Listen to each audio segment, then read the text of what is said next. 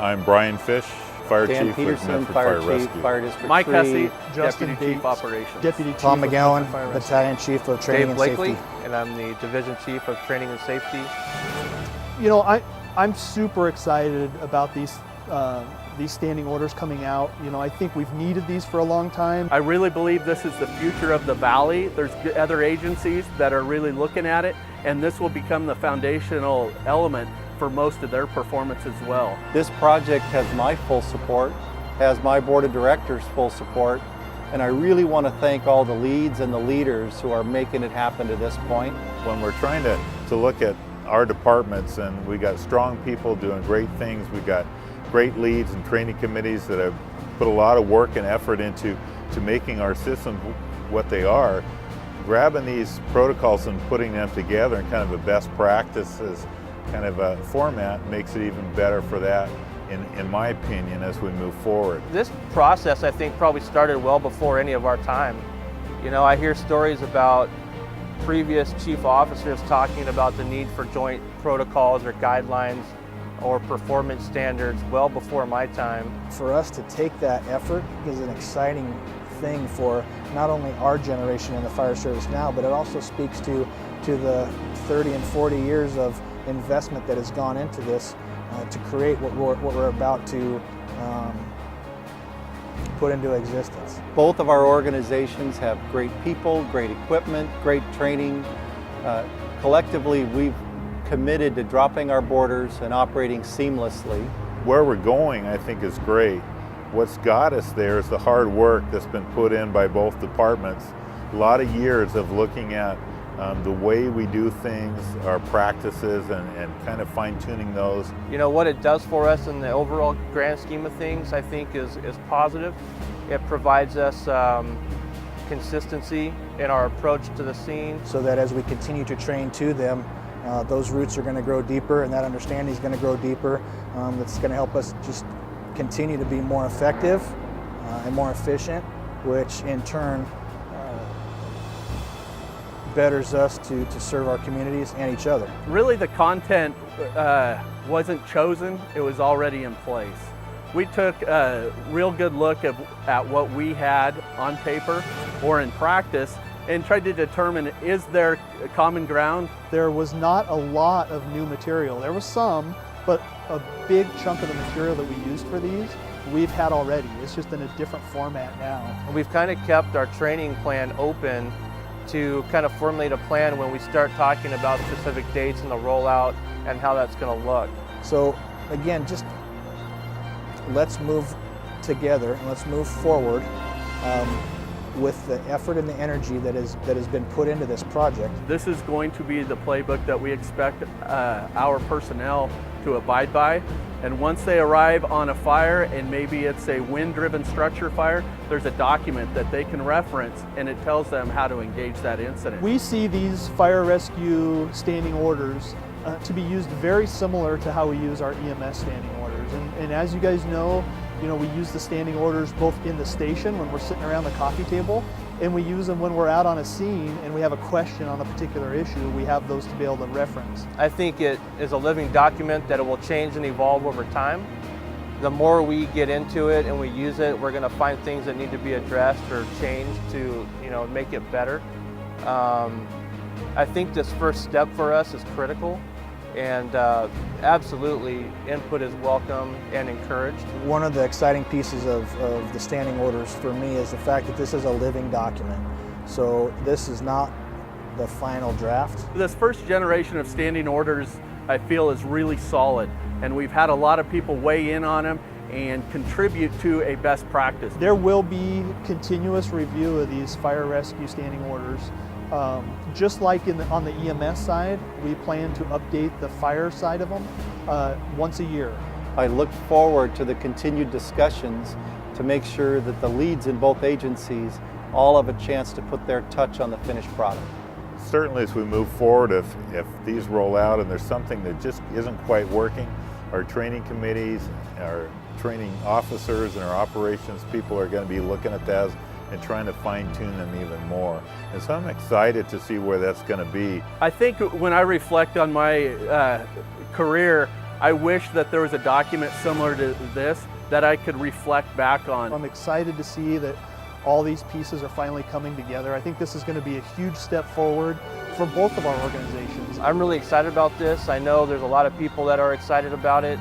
I know it will be uncomfortable for some others, and I get that. But you know, we just ask that everybody supports it the best that they can. And we're doing this for the best interest of our people, not because we want to create a new program or a new process. As we roll out the new standing orders, we want to make sure that they're in a draft format right now, so we want to make sure that each and every crew gets an opportunity to sit down, talk about it as a crew, come up with what they'd like to change, or just give us a thumbs up on the way they feel about it. You're going to be given a hard copy for your crew to use, and we encourage you to edit those, mark those up as much as you want. It's your copy. If guys don't want to do it that way, they're welcome to do it electronically. So they'll get the opportunity to see the electronic version and can do editing in that format and get those sent off to us so we can take a look at it. If you're using the electronic version, we encourage you to use the track changes. That'll be, we will know where the changes are made, the improvements on the documents. I want you guys to feel free to do what's comfortable for you. So if taking the book and the pages and highlighting, circling, making notes in the book, and then maybe scanning those and getting them emailed to the email that we'll provide, if that's an easier way to do it, please do so. Just make sure that we know who it came from so that we can ask questions or clarify anything. There's been a lot of work that has gone into it, but we haven't caught everything. And we realize that, and we're expecting a lot of constructive feedback.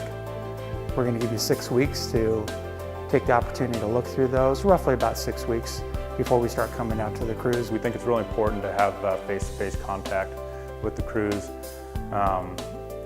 Make sure that everybody's on the same page. Now it's time for you to get an opportunity to share with us how you view what stuff we're trying to put in writing.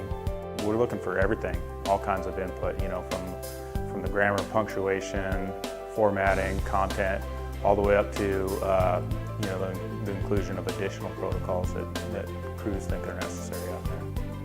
For us to come to each of the 27 crews and actually sit down with them, communicate with them, get their information in a 2-hour session is going to be a big project. It's going to be a big task for us to undertake. Ultimately, the crews are the users, and we want to make sure that the final product is user-friendly.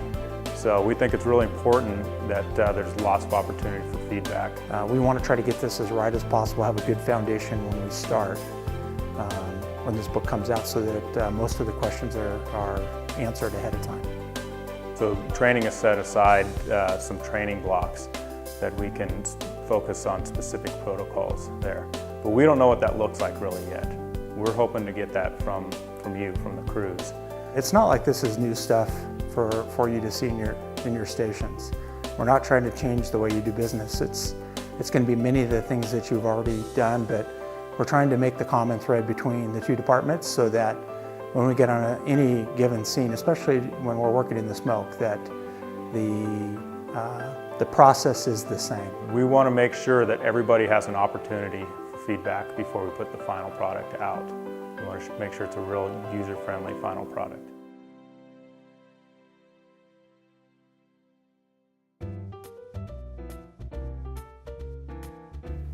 Hi, I'm Al Rogers, and I'm here to guide you through our new book, The FRSO Standing Orders. It'll be enjoyable. Come over here and sit by me.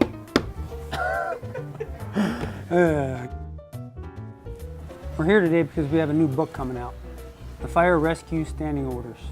In that book are 4 sections. The first sections are the cover pages. First part of that is the authority. 2 fire chiefs got together and said, these are the protocols that we're going to follow. Section 2, these are the protocols. These are the Fire Rescue Standing Order protocols. These are the protocols. Third part of the Fire Rescue Standing Orders, performance guidelines, the real meat and potatoes, the real fireman stuff. Section 4 is our plans. Things like high rise, technical rescue, which include ropes, swift water, high angle, confined space.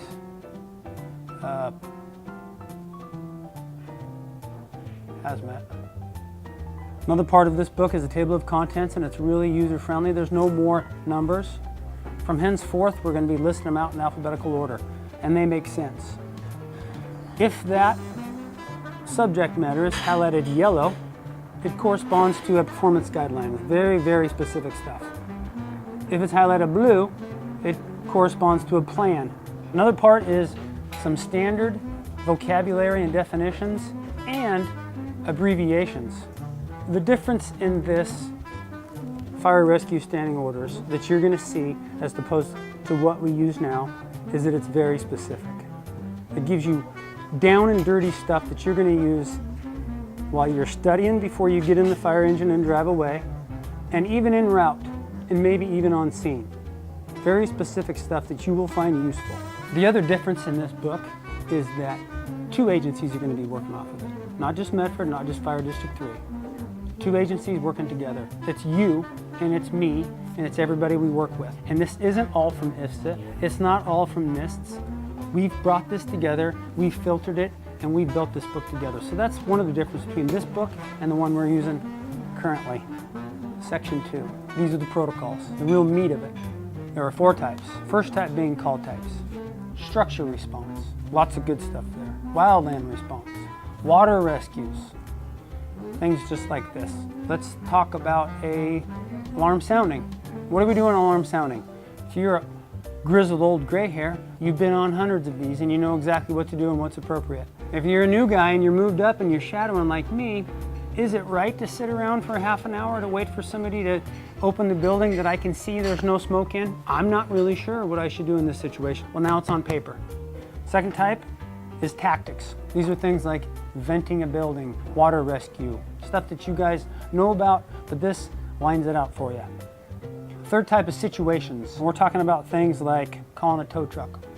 Fourth type of protocol is facility specific. Lindy. Who goes to Lindy on a tour and then walks out of there that day and can retain all of that stuff they just tell you? Tom Curley can. Oh, Tom Curley can remember that stuff, but I can't. So there's facility-specific protocols in here for guys like me to look at. Oh yeah, Lindy's on fire. This is what I should do. You're going to find in these protocols things that are bulleted. This generally means that these are things you do on scene. Not necessarily in that order. Jump around. But checked off. Another thing that you'll see in these protocols is a numbered 1, 2, 3, 4, 5, 6. This is not a you will or you have to. This is a guide that the leads in this specific protocol have gotten together and decided that we should do it this way. So keep that in mind when you look these protocols over and you see that thing. These protocols are also an en route and on-scene resource. So you're going to study, you're going to get them all figured out, but they are meant to be used on scene. These protocols have little boxes up on top. These little gray boxes. These boxes summarize the protocol itself and list the 1, 2, or 3 things that are very important, big time safety issues. So this will give you a starting point for when you're studying. You can look at the things in the gray box or en route to get the bare bones minimum stuff if you got nothing else to draw from. Copy? Third part of the fire rescue standing orders is performance guidelines. Pretty much the same thing that you've seen since you started as a fireman. This fire rescue standing order performance guidelines tend to have gotten a little wordy, but this is intentioned. These are basically set up so that they become a lesson plan for us on the fire ground. Very specific. Is this something you're going to use on scene? No. This is something that you're going to be out with your crew and you're going to be referencing as you train throughout the day. Section 4 is our plans. Things like high-rise, technical rescue, hazmat. They're very complicated, that's why they're here. They can't be 1 or 2 pages. You can't even really go on the performance guidelines. They're big, detailed books. If you're on that special team, these are very, very useful for you to use all the time. If you're on an engine company, they're still useful to you. But these plans are all-encompassing and they're very detailed, and they're in the back. There's 3 of them. The plans that are in the back of the book are going to be very useful for us, both our organizations. For example, the technical rescue plan would have been very useful for Medford Fire when they went to Powerhouse as the first in-engine company and were confronted with the rope rescue situation out in the middle of the river. We really weren't sure what to do. We had some basic ideas that we got in like a Fire 1 class, but if we'd had this plan prior to that event, we'd have had some basic idea, or we could have referred to it on scene. Conversely, if Fire District 3 comes to Fire Station 3, 7708 is sitting there, and the 4th floor of the manor catches on fire, you're going to have something that you can refer to and have studied if you're confronted with that type of alarm. One of the things that we've referenced is using this book en route or on scene. And you think to yourself, well, I don't know about that. It's a 3-ring binder, it's awful big, it's hard to find stuff in. Well, it's going to come in this format for your fire engine. It's going to look just like the Jackson County standing orders. It's going to be alphabetical. You're going to be able to get there real quick and you can look it over. Bing, bing, bing, bing. Imagine the time that you're going to a 16-month-old having a seizure, 104-degree temperature, and you're trying to come up with a dose for Tylenol. What is that? I don't really remember. You look it up in the book. You're going to be doing the same thing here when you go to Lindy.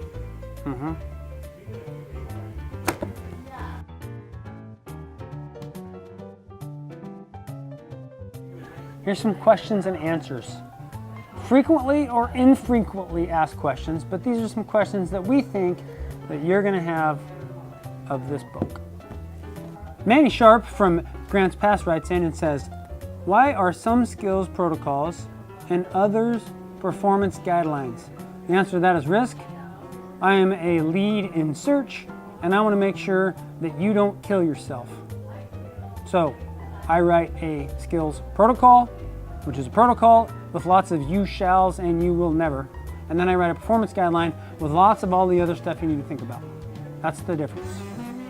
We got another question here from an Adam Chenoweth from Central Point. I'm not a hazmat team or a TERT member. Should I care about the plans on the back? Yes, you should a little bit. If you're a TERT member or a hazmat team member, this is your outline for going to work on one of those scenes. It's very detail oriented. It's got a lot of good stuff in there for those folks. But if you're a regular run-of-the-mill captain on an engine company, there's stuff in there that you should know, but you don't need to know that thing from front to back. Here's one from Medford. Engineer Steve Blumberg, he writes in and says, what if I deviate from something written in this book? Well, that's a really good question. Now, generally speaking, they hire us firefighters to make really good decisions. Sometimes at 3 o'clock in the morning they want to give us a guide because we can't think of everything. But if you deviate from this book, generally speaking, that's outside protocols, and that's outside the realm of what is normal. But if you deviate in something like that and you're using good judgment, I don't think our fire chiefs are going to have a problem with that whatsoever. So when you're on scene and you find that this is not working for you, or this doesn't apply to this scene, then feel free to change it. Now you're going to have to justify your actions for sure.